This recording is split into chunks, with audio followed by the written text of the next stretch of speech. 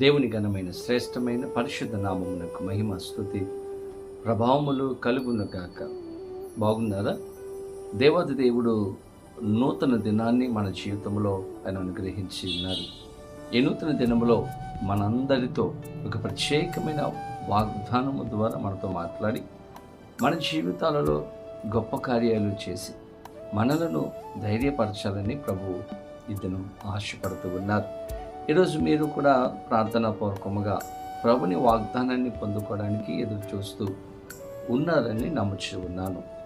ప్రతిదినము కూడా పరిశుద్ధ ఆత్మదేవుడు వాగ్దానం ఇస్తున్నప్పుడు ఆ వాగ్దానమును విశ్వాసముతో మనము పొందుకున్నప్పుడు ఖచ్చితంగా ఆ వాగ్దానాన్ని మన జీవితంలో నెరవేర్చి గొప్ప దేవుడిగా ఆయన ఉంటాడు.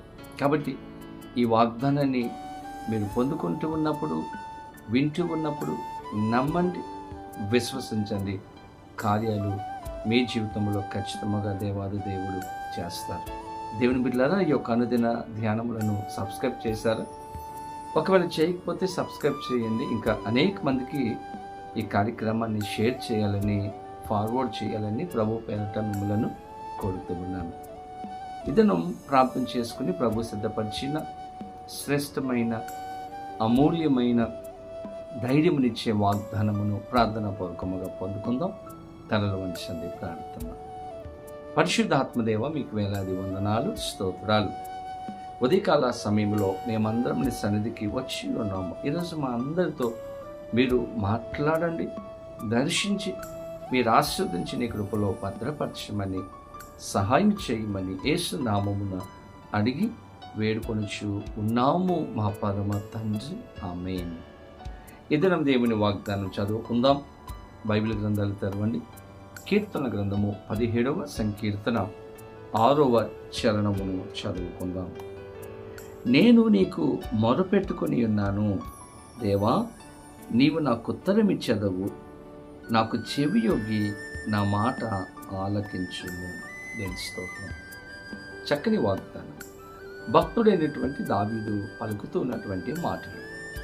ఆయన అంటూ ఉన్నారు, దేవా నేను నీకు మొరపెట్టుకుంటూ ఉన్నాను, ప్రార్థన చేస్తూ ఉన్నాను, విజ్ఞాపన చేస్తూ ఉన్నాను.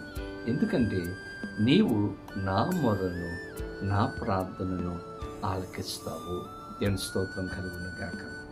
మన దేవుడు మన ప్రార్థనలు ఆలకించే దేవుడిగా, మనకు జవాబిచ్చే దేవుడిగా, మన జీవితాలలో మనం అనుకున్న కార్యాలలో కృప చూపించే దేవుడిగా ఆయన ఉన్నాడు. అందుకే భక్తుడు ఇక్కడ తెలియచేస్తున్నాడు, దేవా నేను నీకు మొరపెట్టుకొని ఉన్నాను, నీవు నాకు ఉత్తరం ఇస్తావు. ఎంత గొప్ప నమ్మకాన్ని, విశ్వాసమును దావీదు కలిగి ఉన్నాడండి. నేను మొరపెట్టుకుంటున్నాను, నీవు నాకు ఉత్తరం ఇస్తావు, ఖచ్చితంగా నీవు నన్ను విడిచిపెట్టవు.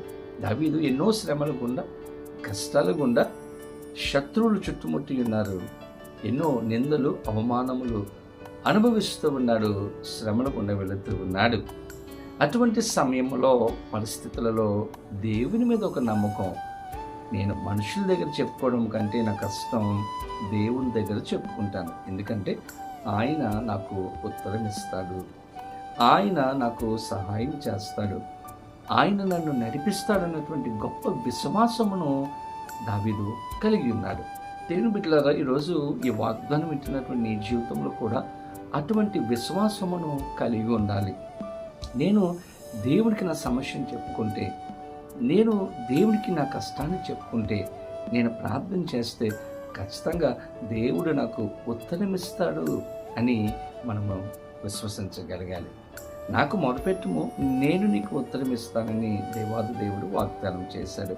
దేవుని బిడ్డలారా, వాగ్దానము ఒకవేళ ఆలస్యం అవ్వవచ్చేమో కానీ వాగ్దానాన్ని ఖచ్చితంగా నెరవేర్చి గొప్ప దేవుడిగా ఆయన ఉన్నాడు. బైబిల్ గ్రంథంలో ఒక వ్యక్తి ఉన్నాడు. ఆ వ్యక్తికి మరి తల్లి పెట్టినటువంటి పేరు గనక గమనిస్తే ఒక ఆశీర్వాదము లేనటువంటి పేరును అతనికి పెట్టింది. ఏంటి ఆ పేరు అంటే, దేవుని బిడ్డలారా, ఎబ్బేజు అనేటువంటి పేరు పెట్టింది. ఎబ్బేజు అనగా వేదన. అతడు పుట్టినప్పుడు తల్లికి బాధ కలిగిందంట. మరి ఏ విధంగా బాధ కలిగిందో మనకు తెలియదు, కానీ ఒక కఠినమైనటువంటి హృదయం కలిగినటువంటి తల్లి అతని మీద ప్రేమ లేనటువంటి తల్లి అతనికి వేదన అని పెట్టిందండి. ఎంత కఠినం చేసుకుందో ఆమె యొక్క హృదయం. వేదన అని పెట్టింది. తన జీవితంలో అంత వేదనే, ఆశీర్వాదం లేదు. తన జీవితంలో ఎటువంటి మార్పు లేనటువంటి జీవితాన్ని ఎబ్బేజు జీవిస్తూ ఉన్నాడు. ఎవరి దగ్గరికి వెళ్ళి చెప్పుకోవాలి తన యొక్క వేదన? ఎవరి దగ్గరకు వెళ్ళి చెప్పుకోవాలి తన యొక్క కష్టాన్ని? తన యొక్క కుటుంబ సభ్యుల దగ్గర, స్నేహితుల దగ్గర తన యొక్క వేదన కష్టాన్ని చెప్పుకొని ఉంటాడు. కానీ ఎటువంటి దేవుని బిడ్డల ఆదరణ పొందుకోలేకపోయాడు. ఒకరోజు అనుకున్నాడు, మనుషుల దగ్గర చెప్పుకోవడం కంటే దేవుని దగ్గరికి వెళ్తే మంచిది కదా అని అనుకొని ఎబ్బేజు ఇశ్రాయేలు దేవుడైనటువంటి యెహోవా దగ్గరకు వచ్చి ప్రార్థన చేశాడండి. దేవుని దగ్గరకు వచ్చి తన వేదన, తన యొక్క కష్టాన్ని చెప్పుకున్నాడు. 4 విషయాలు అడిగాడు. ఏ కీడు రాకుండా నాకు సహాయం చేయి, నా సరిహద్దులను విశాలపరచు, నీ చెయ్యి నాకు తోడుగా ఉంచి నన్ను దీవించు అని ఎబ్బేజు ప్రార్థన చేశాడంట. ఎప్పుడైతే ఎబ్బేజు ఒక విశ్వాసముతో, నమ్మకముతో దేవుని దగ్గరకు వచ్చి తన కష్టాన్ని చెప్పుకొని ప్రార్థన చేశాడో, అతడు అడిగిన విషయాలన్నిటిని కూడా దేవుడు ఎబ్బేజుకు అనుగ్రహించి ఆశీర్వదించాడంట. తన దగ్గరకు వచ్చి మొరపెట్టుకున్నప్పుడు దేవుడు ఎబ్బేజుకు సహాయం చేశాడు, విడిచిపెట్టలేదు. తన జీవితంలో ఒక అద్భుతమైనటువంటి కార్యాన్ని చేశాడు దేవాది దేవుడు. తనకున్నటువంటి విశ్వాసం, దేవుని దగ్గరికి వెళ్తే నాకు సహాయం చేస్తాడు, నన్ను అనాథగా విడిచిపెట్టడు, నా కష్టాన్ని, నా బాధను, నా దుఃఖాన్ని తీసివేస్తాడన్నటువంటి విశ్వాసాన్ని ఎబ్బేజు కలిగి ఉన్నాడు. ఆ విధముగానే ఎబ్బేజుకు దేవుడు సహాయం చేసి గొప్ప ఆశీర్వాదమును అనుగ్రహించాడు. ఈరోజు నీ జీవితంలో కూడా ఒక విశ్వాసమును, నమ్మకాన్ని కలిగి ఉండాలి. దేవుని దగ్గర మొరపెట్టుకున్నప్పుడు ఖచ్చితంగా ఆయన ఉత్తరం ఇస్తాడు, నా పరిస్థితిని మారుస్తాడు అన్నటువంటి విశ్వాసాన్ని మనం కలిగి ఉన్నప్పుడు ఖచ్చితంగా దేవుడు మనకు సహాయం చేస్తాడు. కాబట్టి ఈరోజు ఏ పరిస్థితులు గుండా మీరు వెళ్తున్నప్పటికీ, ఏ కష్టం మీ జీవితంలో ఉన్నప్పటికీ, ఏ శ్రమలు గుండా మీరు వెళ్తున్నప్పటికీ ప్రభు దగ్గరికి రండి, ప్రభు దగ్గర చెప్పుకోండి. మీకు జవాబిస్తాడు, సహాయం చేస్తారు, నడిపిస్తారు, అద్భుతమైనటువంటి కార్యాలు మీ జీవితంలో చేస్తారు. అటువంటి కృప పరిశుద్ధాత్మ దేవుడు వీడియో చూస్తున్న ప్రతి ఒక్కరికి అనుగ్రహించే సహాయము చేయనుగాక. ఆమేన్. ప్రార్థన.